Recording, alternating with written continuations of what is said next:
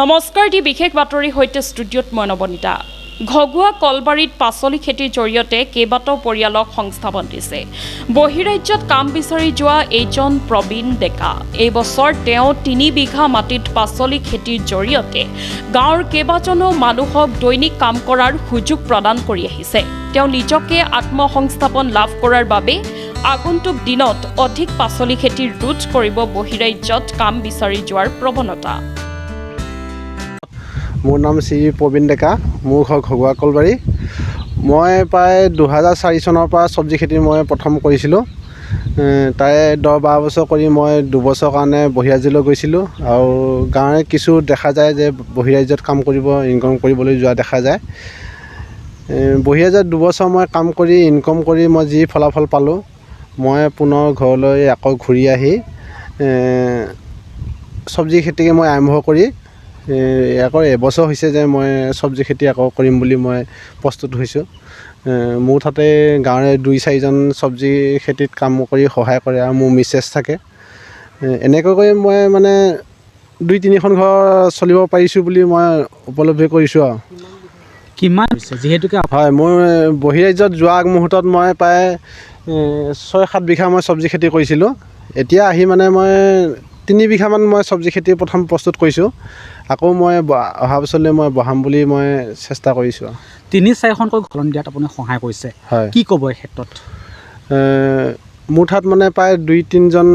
daily কাম কৰা যুৱক থাকে আৰু মোৰ মিছেছো থাকে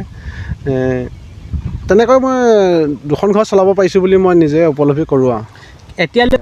মই বৰ্তমান পানীলাও বন্ধাকবি আৰু ফুলকবি এই 3বিধে বৰ্তমান বিক্ৰী কৰি গৈছোঁ বাকী আৰু বিলাহী চিলাহী মই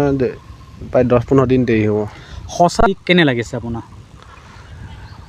মই নিজকে ভাবোঁ মই আনৰ কথা ক'ব নাযাওঁ মই নিজকে ভাবিছোঁ যে চব্জি খেতি কৰি মই চলিব পাৰিম বুলি মই উপলব্ধি কৰিছোঁ আৰু যিসকল যুৱক যুৱতী বহি আৰু সেই সন্দৰ্ভত কি ক'ব এতিয়া মই ভাবোঁ যে বহিৰাজ্যত যোৱাতকৈ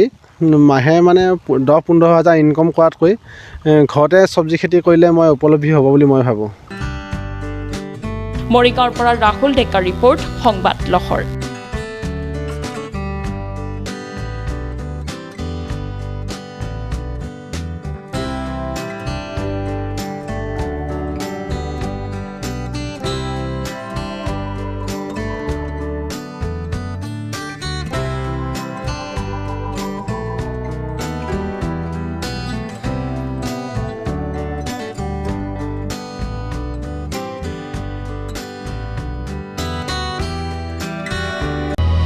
অসমবাসী তথা ডিমৰীয়াবাসীৰ বাবে সুখবৰ কামৰূপ মহানগৰ জিলাৰ সোণাপুৰত স্থাপন ডিমছ হাস্পতাল এণ্ড নাৰ্ছিং হোম উপলব্ধ বিভাগসমূহ general medicine gynaecology general and laparoscopic surgery orthopaedic surgery paediatrics and neonatology palliative medicine pain clinic dermatology ENT urology দুৰ্ঘটনা আৰু জৰুৰীকালীন সেৱাৰ বাবে 24 ঘণ্টাৰ উপলব্ধ ডিমছ হাস্পতাল এণ্ড নাৰ্ছিং হোম অত্যাধুনিক সা-সুবিধাৰে পৰিপূৰ্ণ ডিমছ হাস্পতাল এণ্ড নাৰ্ছিং হোমত উপলব্ধ digital X-ray 24 hours pathology ECG PAC clinic 24 hours RMO doctors ঠিকনা বৰঘাট সোণাপুৰ কামৰূপ মহানগৰ জিলা যোগাযোগৰ নম্বৰ 8009040080